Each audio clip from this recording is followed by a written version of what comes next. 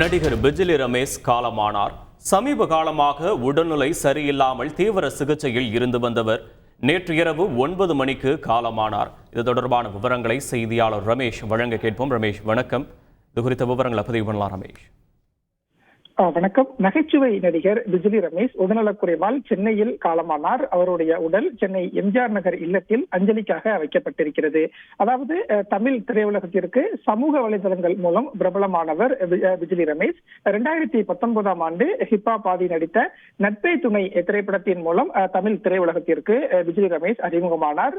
தொடர்ந்து ஜோதிகா நடித்த பொன்மகள் வந்தால், அமலாபால் நடித்த ஆடை, அதே போல ஜெயம் ரவி நடித்த கோமாளி உள்ளிட்ட படங்களில் சிறு சிறு கதாபாத்திரங்களில் நடித்து பலரையும் கவர்ந்தவர் பிஜிலி ரமேஷ். இந்நிலையில் கடந்த சில நாட்களாகவே உடல்நலக்குறைவால் அவதிப்பட்டு வந்ததாகவும், இந்நிலையில் நேற்று இரவு சென்னை ஸ்டான்லி மருத்துவமனையில் உடல்நலக்குறைவு காரணமாக சிகிச்சை பெற்று வந்ததாகவும் சொல்லப்படுகிறது.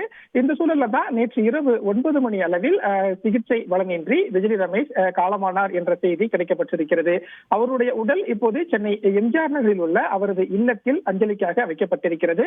மாலை 5 மணி அளவில் இறுதி சடங்கு நடைபெறும் என்று அவரது குடும்பத்தினர் தகவல் தெரிவித்திருக்கின்றனர். விவரங்களுக்கு நன்றி ரமேஷ். செய்திகளை உடனுக்குடன் தெரிந்து கொள்ள உடனே சப்ஸ்கிரைப் பண்ணுங்க.